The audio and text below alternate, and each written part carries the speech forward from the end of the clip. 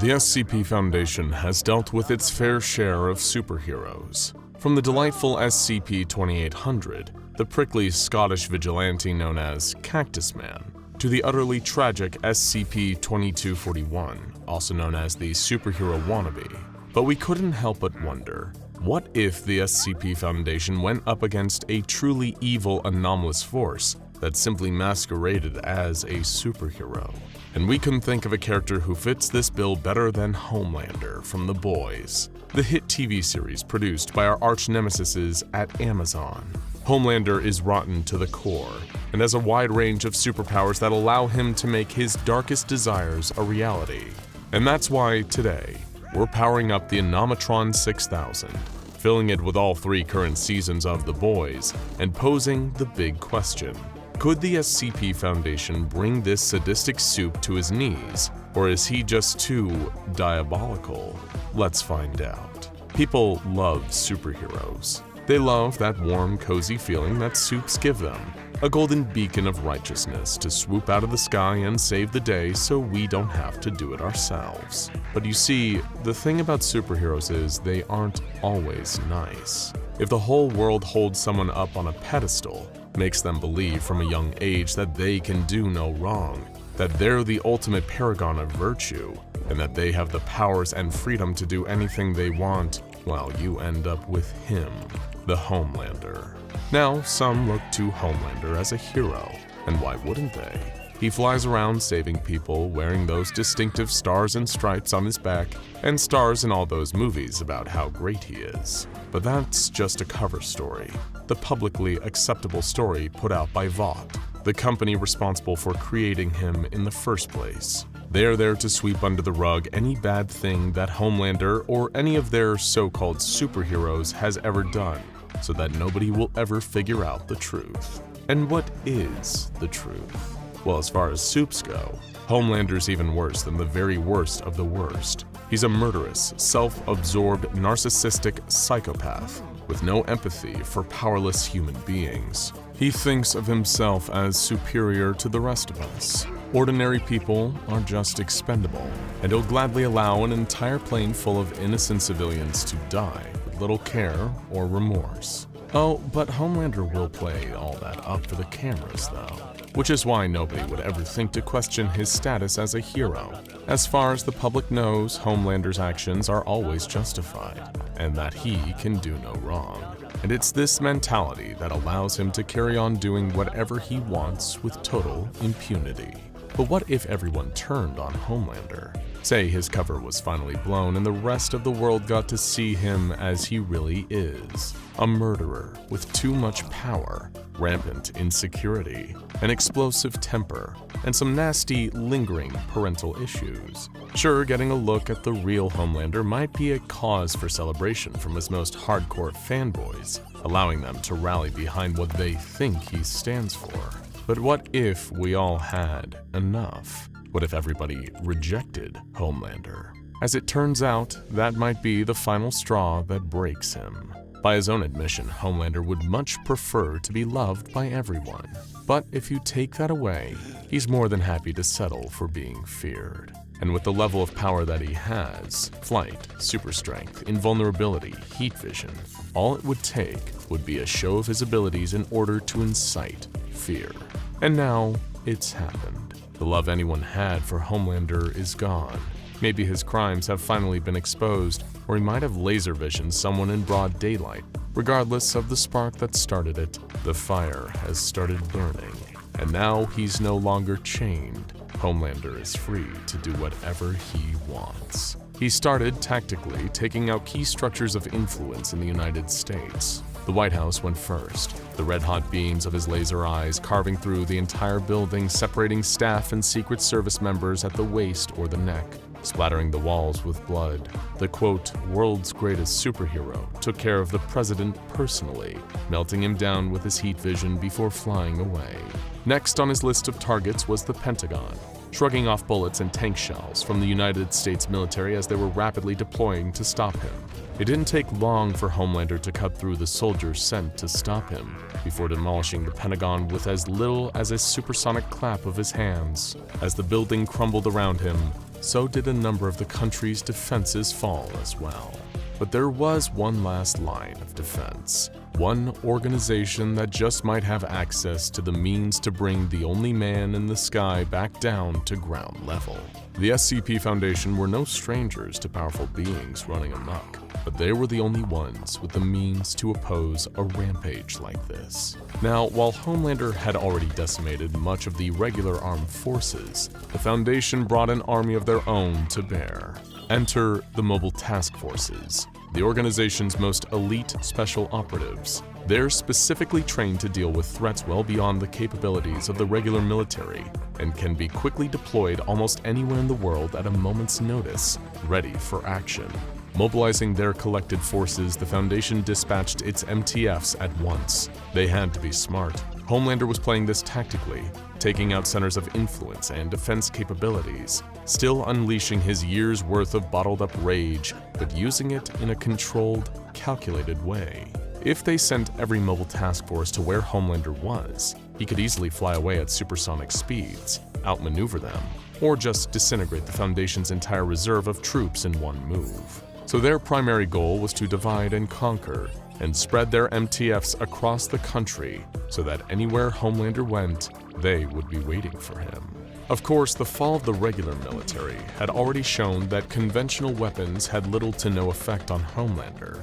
He is completely resistant to almost every form of physical harm, not only completely bulletproof, but unfazed by explosions as well. On top of that, his powers for detecting threats were also unparalleled. Homelander had the ability to see through almost any solid object or surface using X-ray vision. However, the Foundation knew there was a limit to this ability, and that the soup couldn't see through certain metals, specifically zinc. He also had tremendous olfactory and auditory senses, well beyond that of any ordinary human being. Homelander could detect changes in smell on such an acute level that he could detect changes to someone's adrenaline levels, as well as using that ability to detect explosives. But it was his super hearing that the Foundation was planning to exploit. They knew Homelander's senses were so attuned, he could detect changes in a person's heartbeat, enough to know when someone was lying. However, having such a high level of sensitive hearing meant that Homelander had at least one vulnerability: high-frequency sound waves. The Foundation knew it wouldn't be enough to kill the man in the sky, but they had another trick up their sleeve for that. First, they needed to draw him out. But how would they, when Homelander could easily overhear the orders being broadcast to their troops? Simple, they could lie. The Foundation started issuing falsified directions to its MTFs on the ground. Each one followed up with a written digital message via each troop's heads-up display. All Foundation operatives were reminded to disregard any radio communications, that these weren't real orders, merely just interference to throw Homelander off what they were actually doing. While the fake radio orders were attempting to nudge Homelander closer and closer towards New York, which was where Vought Tower, his headquarters, were located, one team was already there lying in wait: Mobile Task Force Pi 1, also known by the codename City Slickers. They had received a coded message from the Foundation. They were instructed to infiltrate Vought Tower, retrieve an item from the company's research and development labs, and then make their way to the roof. Once they were there, the next stage of the plan was to administer what they found in R&D, and await an airdrop of high-frequency sonic weaponry that the Foundation was sending to aid them. Storming Vought Tower had been the surprisingly easy part. The entire company had fallen into chaos. Now that their #1 product was raining death from the sky, the employees at Vought didn't seem to care much about their jobs anymore. The City Slickers had snuck into the laboratory and found what they were sent for: Temporary Compound 5, a chemical that would alter human biology and grant anyone superpowers for a 24-hour period. It had the nasty side effect of turning the user's brain into Swiss cheese, but under the circumstances, it seemed necessary. Dosing themselves with it, all the City Slickers were in agony as they felt the V-24 burning in their veins. Just as the chopper was arriving to drop off their weaponry, a loud, booming sound rang out, shattering windows across the city as Homelander's approach broke the sound barrier. The MTF stared up in horror as his laser vision cut through the helicopter above their heads, one of the crates landing on the roof as the fiery wreck plummeted down towards the street. "Jackson!" the team leader yelled to one of his men before pausing. He knew that if he told him to retrieve the sonic cannon, Homelander would destroy it in seconds. Instead, Jackson watched as his commanding officer leaped up into the air hundreds of feet higher than he would normally have been capable of. He careened towards a surprised Homelander, swinging a compound V-fueled uppercut that connected with his jaw, reeling him slightly as he hovered above. Taking that as their cue, the other members of the City Slickers started attacking the out-of-control Soup. One of them was firing energy blasts from his palms, and another had her arms stretching out like rubber, grabbing Homelander's cape in an attempt to drag him out of the sky. Meanwhile, Jackson was scrambling across the roof of the tower, fumbling with the clasps on the crate that contained the weapon. He could hear snarling behind him as Homelander roared in disapproval, disgusted that these so-called ordinary people were daring to attack him. His heat vision burned through the City Slickers' uniforms, but couldn't pierce their skin.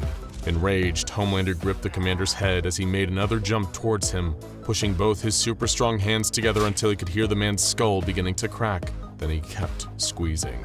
Flattening the commander between his palms, Homelander flew downwards, landing a dual-fisted punch that burst through the chests of the other two Slickers. He pulled both hands back, his red gloves, like the rest of his uniform, already slickened with copious amounts of blood.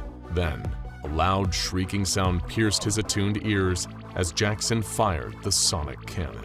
The cacophony of high-frequency sound waves it emitted were deafening to Homelander's attuned, sensitive ears, sending pain shooting through his head. Unfortunately, pain meant little to Homelander, and he could still function despite it. It angered him even further that someone was trying to best him, that they'd highlighted and tried to exploit a weakness, something the Soup had told himself he didn't have. He shot forwards lightning fast, wrenching the device out of Jackson's hands before gripping him by the throat, lifting him up off his feet so that he was dangling over the edge of the tower. "Who in the hell do you think you are?"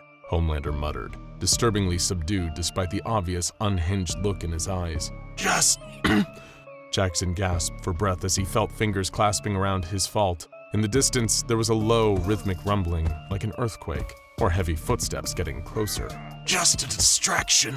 With that, Homelander's hand closed tight the very second that Jackson teleported out of his grip, leaving the Soup standing on the roof alone, save for the bodies of the other City Slickers. He turned to face the sound of the oncoming footsteps, detecting the sound of whirring machinery along with it. This was something new. It was rare for Homelander to ever face a real challenge. Nothing ever forced him to improve his skills in combat. In most cases, he could just rely on his strength, or bring a quick end to confrontations with his eye lasers, which made the sight of SCP-5514 approaching all the more surprising to him. Striding across the city like something out of a Pacific Rim movie was a gigantic mech, known as SCP-5514, or by its far cooler-sounding nickname, the Dragon Slayer. Working with the Global Occult Coalition and High Brazil, the Foundation themselves constructed SCP-5514 using various anomalous methods, designing the machine to combat large-scale aggressors, or LSAs. While the Dragon Slayer, like the name implies, was built with fighting monsters and kaiju similar to its own size, these desperate times had called for desperate measures. The mech's huge robotic arm hosted its primary weapon, a cold iron sword, its blade 20 meters long. Inside, Mobile Task Force Eta-5, the Jaeger bombers, were piloting the Dragon Slayer, readying for battle with Homelander. He was staying still, not attempting to run or even fly away. Instead, he stayed at the top of Vought Tower. It was like he was waiting, watching, unfazed by the approaching humanoid machine, looking right at it, or through it. The Dragon Slayer brought its cold iron sword swooping down through the air, the blade coming right down on where Homelander stood. It cleaved directly through the building beneath him, carving Vought Tower in two, sending a shower of glass and concrete over the plaza below. The Soup caught the blade as it came at him, screaming in pain as he felt it cut into his hands. Any wound left by the cold iron sword was permanent. There was no regeneration or recovering from it. Homelander's natural durability gave him an edge. That, and being so much smaller than the sword itself, allowed him not to be sliced to pieces, but even touching it through his gloves hurt. The tower was rubble. Homelander was down, but far from out. He climbed up through the debris and bodies he was buried under, not caring when he blasted his heat vision through the dead and wounded to clear a path back up. Looming above, the Dragon Slayer stood taller than most buildings, his eyes glowing both with anger and the red light of his lasers. Homelander pushed himself up off the ground and flew up into the air. The mech's arm moved weightlessly to swat him out of the air, but Homelander used his speed and momentum to shoot through the metal, ripping through the machine's hand before it could land a strike. Homelander started zipping out of the path of the Dragon Slayer as it opened fire with its various anomalous armaments. While the mech was primarily used for close-quarters melee combat with various LSAs, it also featured a number of longer-range weaponry. Mounted on SCP-5514's shoulder was a Beowulf Sigurd railgun, an anomalous weapon that could use altered gravity to affect the weight of its targets, causing projectiles to impact with higher velocity. Yet none of these projectiles landed a shot, unable to catch Homelander at his current flight speed. With every supersonic pass he made of the Dragon Slayer, the deranged Soup took another look at his current enemy. His X-ray eyes could penetrate most of the metal and gave him a clear enough view of what was inside. There was a miniature sun powering it, kept perpetually stable while it generated energy for SCP-5514. Surrounding it were subdimensional portals, venting the excess heat off this plane of reality so that the mech and nothing around it melted. A similar process was moving some of the substantial weight of the mech into a tiny pocket dimension, which had allowed it to move so swiftly without being too cumbersome. Piloting it were humans, more MTF operatives. Spotting them through the metal hull, Homelander flew towards the Dragon Slayer like a bullet. The force of the impact caused the mech to wobble slightly as Homelander shot through the outer layers of armor. He came bursting out into the main chamber, eyes burning intense lasers through the vital inner components of the Dragon Slayer. The beam sliced the unprotected MTFs up, reducing them to a bloody paste before Homelander turned his rage towards the power source. Ripping through more of the metalwork, he looked at the housing for the subdimensional portals venting out of the mini-sun's heat. Though he had a limited understanding of what exactly this all was, Homelander could make sense of what it was doing. He fired off another series of blasts with his heat beams, tearing through the devices that regulated the portals before flying back out of the Dragon Slayer as fast as he could. Landing at its feet, he looked up to see his despicable handiwork.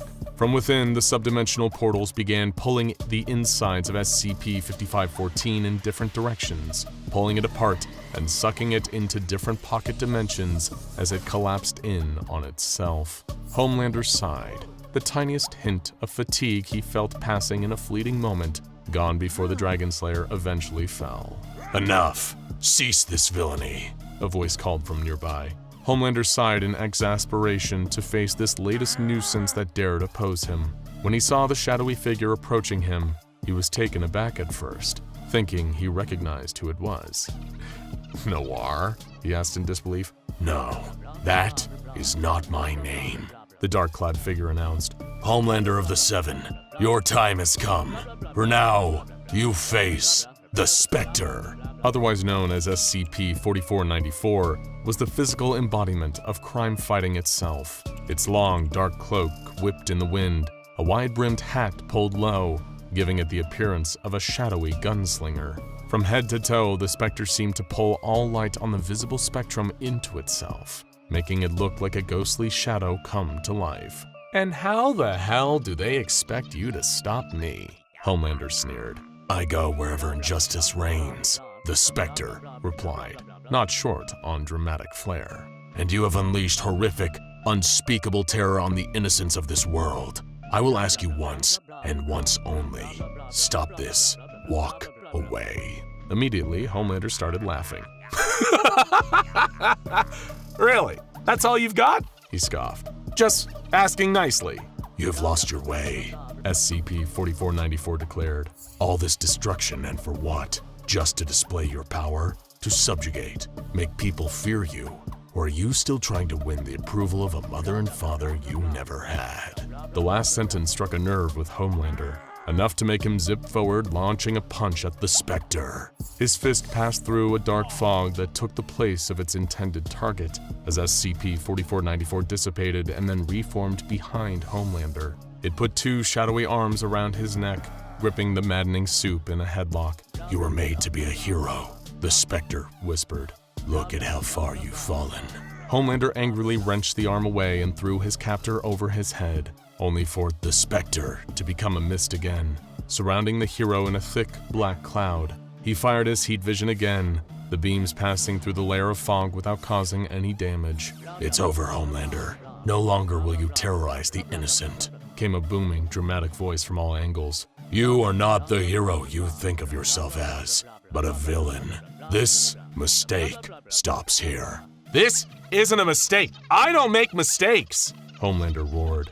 "I'm not like the rest of you. I'm stronger, smarter, I'm better. I am better. I'm the real hero." "Are you?" echoed the Spectre's voice. Something thin and papery landed at Homelander's feet, the fog dissipating again as the Spectre stood before him. Confused, Homelander picked up the papery object. It was a comic book, the words Action Comics emblazoned on the top. The cover showed a man dressed much like himself, lifting an old green car above his head, his red cape billowing in the wind. A letter S worn across his chest. As he flicked through the pages, tears formed in Homelander's eyes. "This is what you think you are," the Spectre said solemnly. "But look around. Look at the lives you've taken or ruined.